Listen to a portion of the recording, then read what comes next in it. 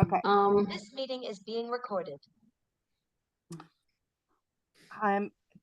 Thank you, everyone, for coming to this episode of Freedom for Wild Horses. I'm very delighted to have on today Sandy Sisti of Wild at Heart Images and Gina Kutras of For the Love of Aria. And we're all working together to help the horses that were rounded up from McCulla Peaks. And that's why we're doing the podcast today. I thought I would start with talking to Sandy about the roundup of the McCullough Peaks horses in Wyoming and why we're doing this. So, Sandy, can you give us a little background on the roundup and where the horses are now? Sure. Thanks for having me here, Carol. Appreciate it. Well, the McCullough Peaks Roundup began at the end of November. It finished on March 8th. And there are 39 horses at this time at the Rock Springs Wild Horse Holding Facility. We did lose one horse, Cat Baloo, the beginning of the roundup. So there were 40 horses taken total, but 39 shipped to Rock Springs. And what we're trying to do is to work with Gina to make sure all the horses find sanctuaries or private homes where they will be safe and as happy as possible. So that's what we're working towards. Now that the roundup's over, we kind of have to look ahead and try and help the horses to find a soft landing. Yes, and we're hoping that the tentative dates that the Bureau of Land Management have given us for the adoption remain the same, which is May 6th through 13th. They are not going to be adopted in person in Rock Springs. However, they will be on the online corral. So people will have to bid online to get the horses. And of course, it makes it a lot more complicated when you have an online adoption because you have people can bid from all over the country and you can't tell who's bidding. Whereas at a in-person adoption, you can see the other bidders and you can see the bids happening and it's a lot less complicated. So I'm really excited that Gina has agreed to work with people who are interested in the horses and also people who are interested in donating to help the horses. So Gina, can you tell us a little bit about what that's been like for you? Yes. So I definitely wanted to find a way to help horses without actually taking the horses, if at all possible, because I think that's the only way we can do any of this going forward. Sanctuaries are full, but willing to work together. And I think that's huge right now. So a lot of what I've been doing is educating people about the online auction, about the requirements from the BLM, about the adoption process, and then educating people about older, recently gelded stallions, bonded horses, and how, we were horse people and we were a horse rescue, but Mustangs are different. I think both of you know that. So I feel like we've been super successful in educating people and understanding how to do all of this that will hopefully carry over after the McCulla Peaks horses are adopted. So not everybody is really set up or even able to take a wild horse. Yep. And and they don't know that, right? They don't know it innocently. Like we read the requirements before we attended our first adoption event. We'd been doing rescue, we'd been doing horses. So thought we were ready and weren't quite. So a lot of it really is people not understanding the difference between domestic horses and wild horses, wild Mustangs. And so, there's a lot of talk about the people who do this for no good, but there are a lot of good people really just trying to help. And that's where I feel like so many people have reached out with good intentions, but now understand a little bit more. Okay. Yeah. So, and in your experience, the younger horses are much easier to adopt Yes. and than the older horses. Yes, much easier to adopt, much easier to gentle here at For the Love of Aria. They all get a choice in what they do, but there are people looking to do different things than we do with the horses. And many of those young horses will be successful, and we just don't know. And that's where we want to create those connections, those relationships, to say, more people have to be able to do this if we're going to make a difference in the whole Mustang world. And I think that's where, again, we've succeeded, but people have a lot to learn. And then when they learn about bonded horses is a whole different game. And I learned that early on before Mustangs, and then older, recently gelded stallions. You just never know. So Sandy, what are some of who are some of the horses who come from the same families that are there at Rock Springs? Well, let's see. We have Flora, who's a younger horse. And she was taken when she was 6 months old, and we have a lot of her cousins that she was bonded with in the family. So there were 4 other cousins of hers that she's with, and probably because they're all so young, I'm sure they won't have trouble finding a good home or a private adopter to take them. We have some families with stallions and mares. We have Garth and Boreal, 2 stallions. Garth was the band stallion. Boreal was the lieutenant stallion. They're both 14 years old, and their mare Mika is there with them, and she was born in 2017. Another horse that we have a pair is San Jose, 15, and 13-year-old, his mare, a Black Beauty. We also have 2 bachelors that were very bonded, kind of on the cusp of, again, I'm not quite sure if they're too old or they would be good with a private family, but they're both born in 2020. That would be Tomahawk and Kentucky. We also have another older stallion, Las Vegas. He's 15 years old, and his mare Smoke, who I believe is also around 15 as well. So we do have some family groups there, older families, then some horses that were mares that were bonded in specific bands. We have Miss Pac-Man, and she was in the band with Lily. And so we have horses that know each other from the range. So I think it probably would be good if, especially the older ones, could be taken together. Okay. Yeah. No, that makes sense, of course.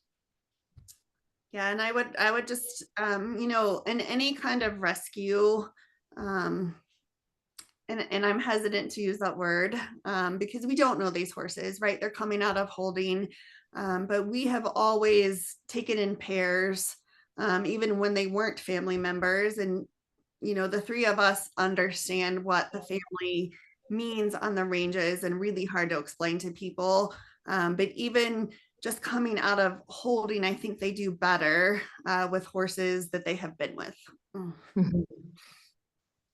Yeah, and especially too, if they're having to travel quite a long ways, that's going to make things much less stressful for them. I mean, if people take them from back east or a little bit further away, yeah, traveling alone would be very difficult, and traveling with a buddy is going to be much easier.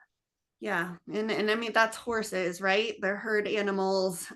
So even if they were in with horses from different ranges, it's just ideal. It's probably not going to happen with every single McCulla Peaks horses, but I think people who don't do this all the time truly understand why that matters, just because they're horses. And I think that's huge.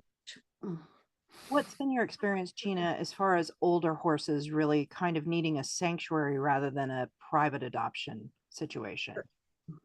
So as I said, we're just like a lot of people, good hearts. We had done rescue, we'd done lots of horses. I grew up with horses. And I think you just never know. But I would say across the board, the older stallions have a harder time. So that doesn't mean that they're dangerous to humans. It doesn't mean that they're going to leave the property. But the adjustment is huge. And Sandy, I should know, but I don't know how big the range is. So Carol, it's about 110, 115,000 acres. Oh, okay. I'm more with the sand wash 160,000, but you're bringing them to a more enclosed area, no matter how Right. you look at it. And I Right. think that was the big learning curve for us, is that the space can matter. It can matter to how they feel, how they settle. I have worked with older, recently gelded stallions who honestly ran away the minute I looked at them from the house, and they're just not used to being in smaller spaces. However, we want to define that. 110,000 acres is huge. And so who they were on the range matters. So if they already had trouble with humans on the range, and then you're taking them to smaller space, that instinct, that behavior is going to come out. So I would imagine for the more dominant stallions, it's going to be harder than the less dominant stallions, and Yep. harder than for the mares. Yes, I mean, that mares, if anything, seem a little more reactive. And again, even the geldings recently gelded, even if they are not trying to fight or be dominant, like, I do think we have to think about their happiness, and I get that that's human, but we have to think about their well-being. And they don't do well in confined spaces. So I'm happy to be honest, we had 5 acres when we got Mustangs, and we ended up with a 20-year-old mare. Wasn't dangerous, but she was miserable on 5 acres. So that's why we bought more. And luckily we were all in at that point. I have a great family, but not everybody can just pick up and move. And so I think the older ones, the bonded ones, in my opinion, need to go to people who understand what it's like to be wild, so to be on the range, and what it's like to be in confined spaces. And the older stallions also, I've been a horse person for most of my life, and I know that when you geld a stallion, an older stallion, it takes a long time for that testosterone to wear off. So that's something that has to be absolutely factored in. Absolutely. And that's been the education with people who say, do we really need 6-foot tall panels? Yep. We have 10-foot tall panels. We have built because we have done everything not exactly right, but they can jump a 6-foot panel. It has to be high. And not everybody has the ability to even have that on intake of the horses. And I think that's huge. What's it been like talking to obviously one of the things that you and all of us want to avoid is a huge bidding war. Yeah. Because you'd much rather have all the horses get a place and especially not have sanctuaries bidding against each other. So, and I know that you have relationships with a lot of sanctuaries. So how has that been going? So this is where I'm going to get a little emotional, because we don't know, right? We don't know what this is going to look like. Everybody is in this for the well-being of the horses. I can 100% say that. How it turns out, we can't predict, but I have seen something I've never seen on this level of sanctuaries communicating honestly, right? They're not all just going, okay, whatever you tell us to do. We're horse people. Nobody is going to go, oh, whatever Gina says, but we're having those discussions. We're having those communications. And I think that is huge.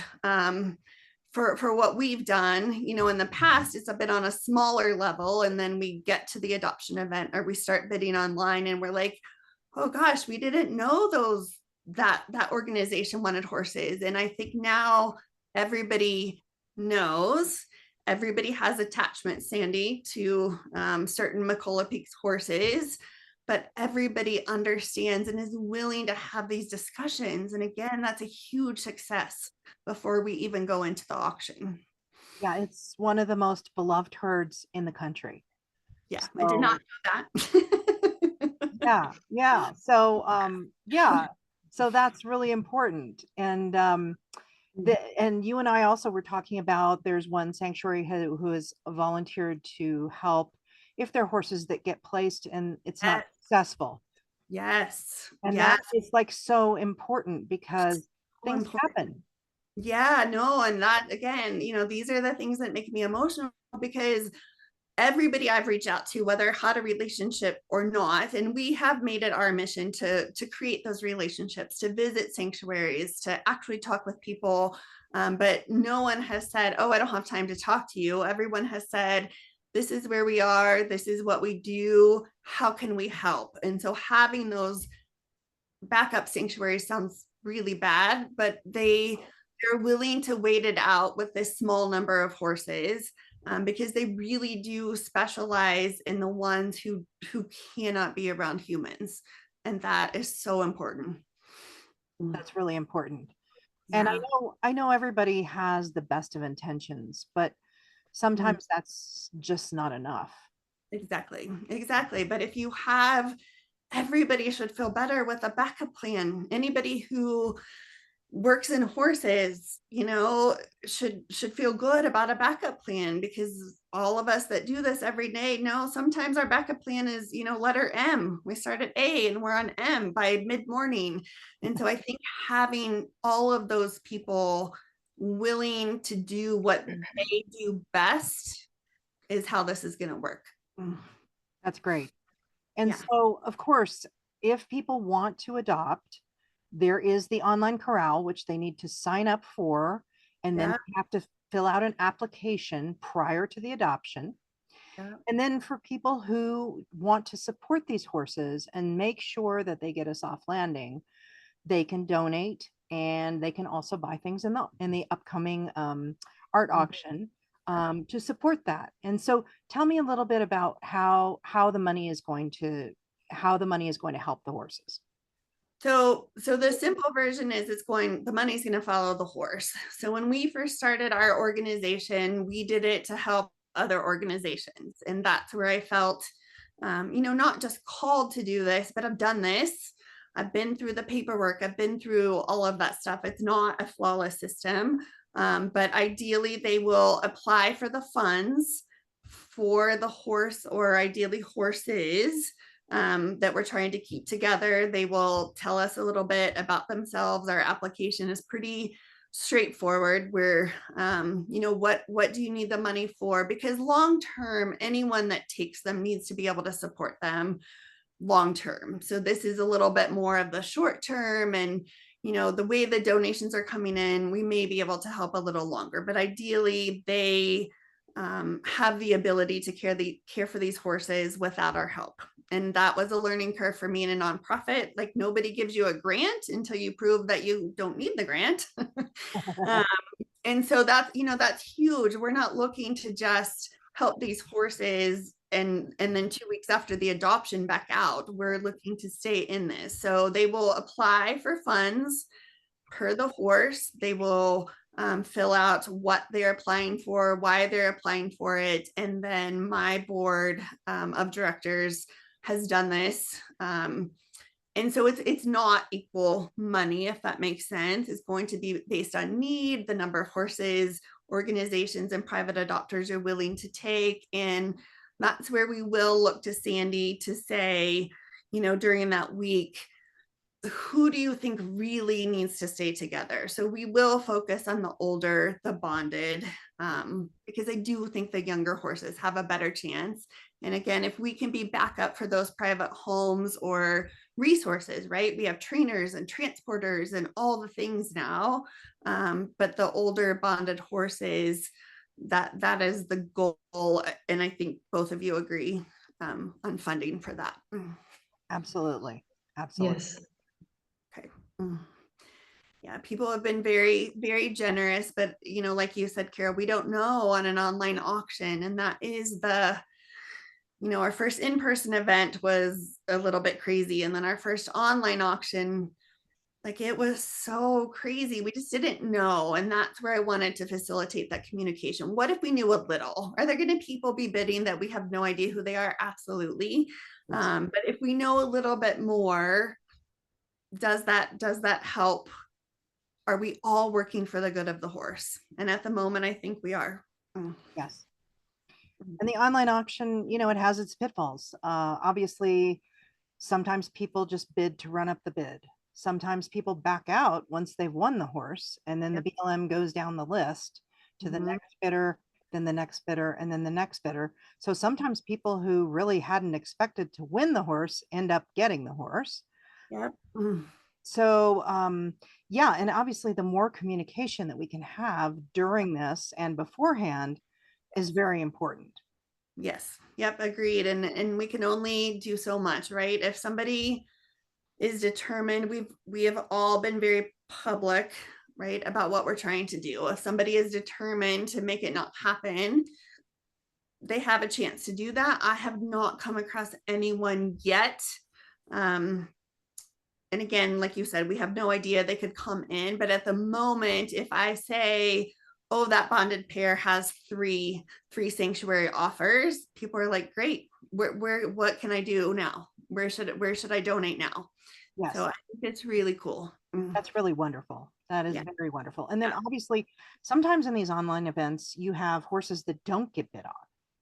So that would be an important thing to do during the auction, is to be watching very carefully. And then obviously you can then talk to people and say, hey, listen, this mare didn't get a bid. Yes.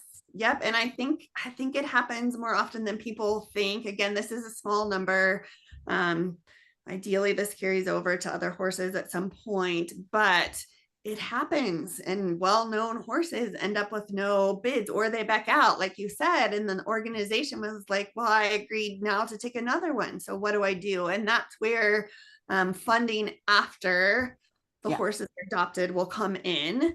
And that's where this is not a cut and dry, black and white. When you get the funds, when we secure the funds, that is all going to be a work in process. But it was very successful with the sandwash geldings, and I would have to look back at how many, but a much larger number.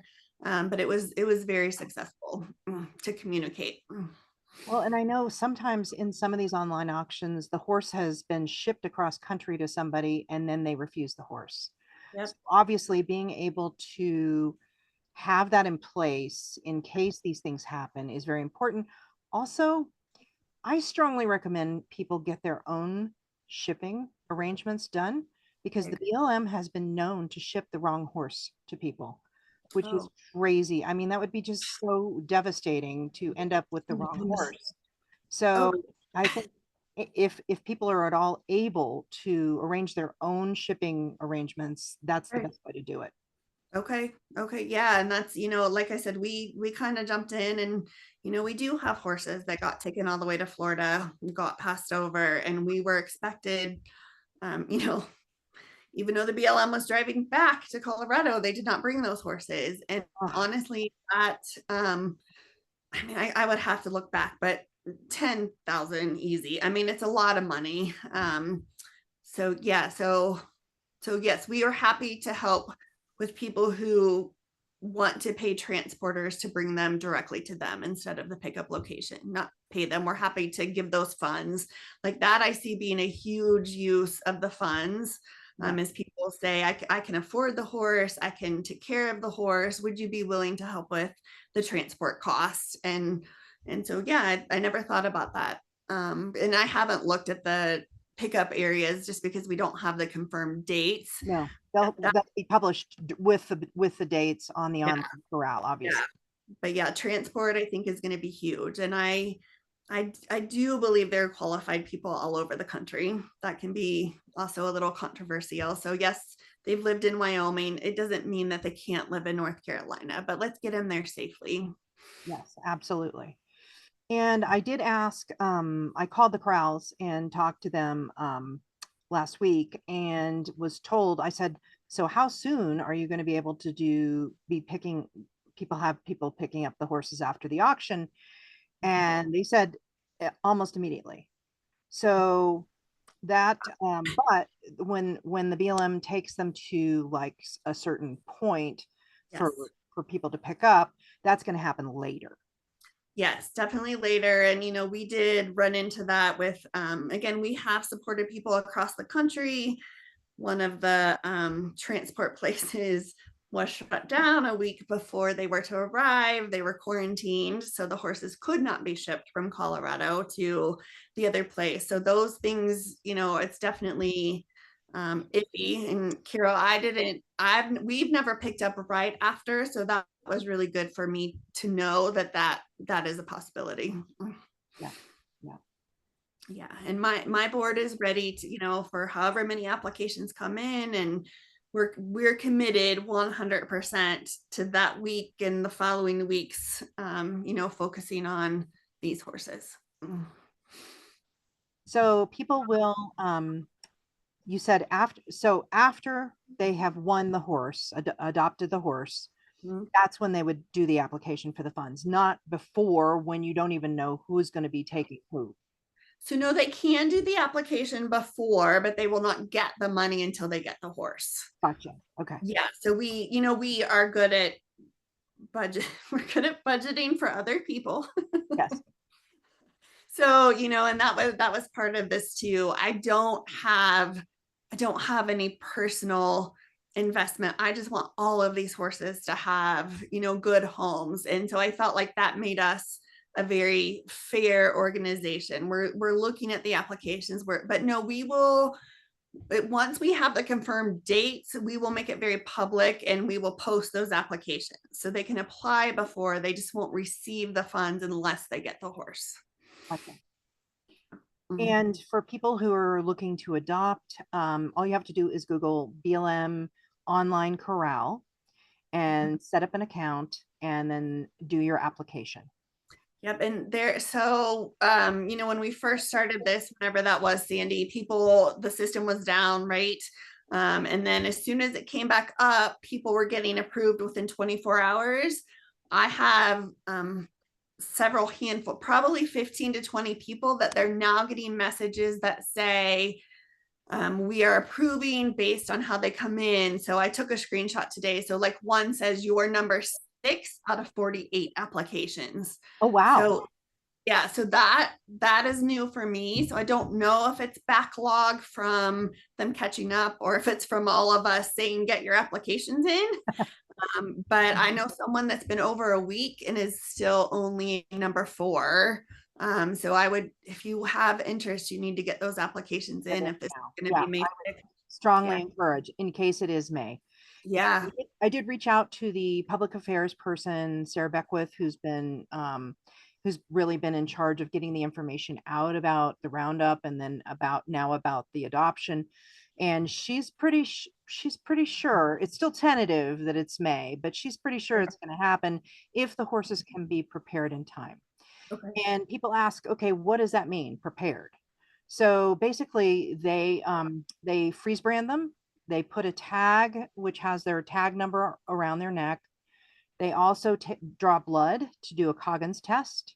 They give vaccines, and they have to geld the stallions. And as of last week, they had not gelded the stallions yet. And so that, how many stallions? That can't be more than like 25 stallions, Sandy, right? There's probably, there's more stallions than mares, just a little bit more. So probably about 20, 21.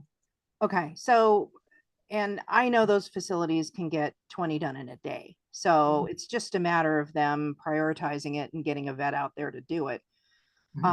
If the stallions have a testicle that has not descended, or both, that's called a cryptorchid. They have to do surgery actually to geld those. So we're hoping there won't be any of those, because that will obviously take longer for those horses. Mhm. So those are all the things they have to do to prepare the horses.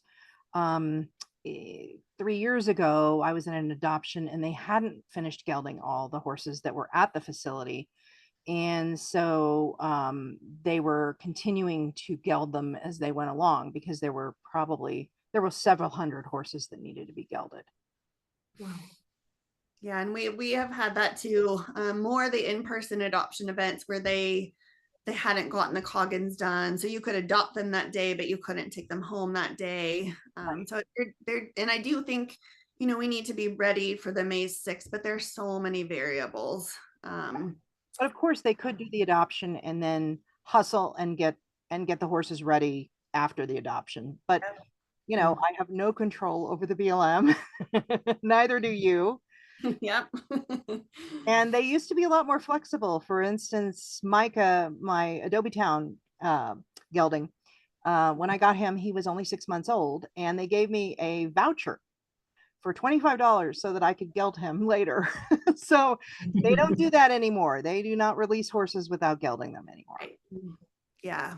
And that's where, this maybe hurry up and wait. And that's what people are struggling with, how much money do you need? When do we get the donations in? And I do think we do that sooner than later. And I'm grateful for everyone understanding I needed to do my little fundraiser, but it may be a case of we're all ready to go and everybody has their applications and we have this money and we have to wait. But I think, being prepared is better than not. And I do think that the BLM would prefer to get these horses out of there sooner rather than later. Yes, and that has been my experience in calling as well, because I don't know the Wyoming BLM. I don't know the people at Rock Springs, but that's the feeling I've gotten as well every time I've talked to them. Yes, because of all the attention and all the people calling, and they'd really rather not have all that going on. So that's good, because we'd really rather not have the horses there any longer than they have to be. That is for certain. I agree. Yes, I agree. And so if you're thinking about doing this, do it. Get your applications in. So, and then we have our art fundraiser starting on the 22nd. That'll be going through the 2nd of May. And you can donate money, or you can bid on artwork and jewelry that we're going to have on the auction. So I'll have that posted with the podcast on my website, the link to that. And then of course we'll be spreading it around starting on the 22nd. Perfect. Yeah. And Carol, I think it's just important that people do understand that is coming to us, not to you, not to Sandy. Yes, so it's coming directly to you. Directly to us. So so there's definitely been question about that. We're truly all working together for the same purpose. And so your money is not going anywhere besides us unless you choose to do that on your own to a different organization, which is fair. Absolutely. But absolutely. Yeah, anything Carol and Sandy are doing is coming to my bank account. Exactly. And I just so appreciate your connection and your stand for community. With the people involved, because if we're a community, we can work together, and we're not trying to tear each other down. We're not trying to compete. We're trying to hold each other up for the sake of the horses. Yeah. And it's fair that certain people love the same horses. Like, I'm not trying to take that away from anybody. Like, absolutely. I have wild heart horses. Some of them are here. Some of them I travel the country to go see. Literally, we're going to Texas in May to see a couple of the babies we got to name in Sandwash Basin. And like, just to have that connection with those private adopters, this is what makes me emotional. It's possible. It's possible to do this, and with a smaller number. I know it does not seem small to you, Sandy, and I hate saying that, but it's more doable. And then what if we could do this when 2,900 are rounded up in Northland? I think if we can figure this out, and other organizations can do what we've been successful at in small numbers, we can change the Mustangs' lives. And I am really grateful that the horses are at Rock Springs, because people can go there, they can see them. The Rock Springs people are taking good care of the horses there, and they haven't fallen into a black hole like Wheatland or Canyon City. So it's actually a really good thing that they are where they are. Perfect. And I do plan on attending the in-person event. Oh, we should probably clarify that, because I am still getting messages daily. The in-person event on April 27th is confirmed not to be McCulla Peaks. Yes, yes. And I think you and I have both confirmed with the BLM, Yes. Public Affairs, with Rock Springs, everybody. No, the McCullough Peaks horses are all going in an online event. Yes, it was a little confusing with the numbers, so I understand the confusion, but yes, we will. I'm hoping to, just see Rock Springs because I have not been inside that facility. So, Yeah. No, that'll be great that you're going there. yeah, and I think that's another important, we do our homework. Like, do we know that everybody we give funds to, that everybody is going to do right by these horses? We kind of do. Is there a chance we're wrong, but we still have a relationship with those people. We're not just handing out money. Yes, We're yes. doing our homework. And anything that people can donate is helpful. Yeah. So, Oh, so $5, $10, Right. anything that people want to donate will help the horses. More than you can possibly imagine. And I think that's huge. The people that send me $5 and say, I know this doesn't help, it helps. Watching $5 add up in a day is incredible. Well, and the other thing is that obviously Sandy, you and I will be keeping people apprised of what's going on the whole way. I mean, we will be letting people know when we get the dates confirmed. We'll be letting people know, when the auction is starting. We'll be keeping people informed. So, and then this episode will come out on the 22nd when the art auction starts. So hopefully we'll be able to encourage people to get involved and to go to the auction as well. Yeah, and I'll be ready on the 22nd. Yeah, and I'm happy to answer anything. People also are reaching out and saying, I don't want to bother you, bother me. Like that's why I'm doing this. That's why my organization is doing this, because we have learned so much. We've learned a lot of things the hard way. So reach out, ask me questions. We want to share what we've learned. So, and I also really want to encourage people to go to Sandy's Facebook and Instagram accounts, Wild at Heart Images, because she has such a depth of knowledge about all of these horses.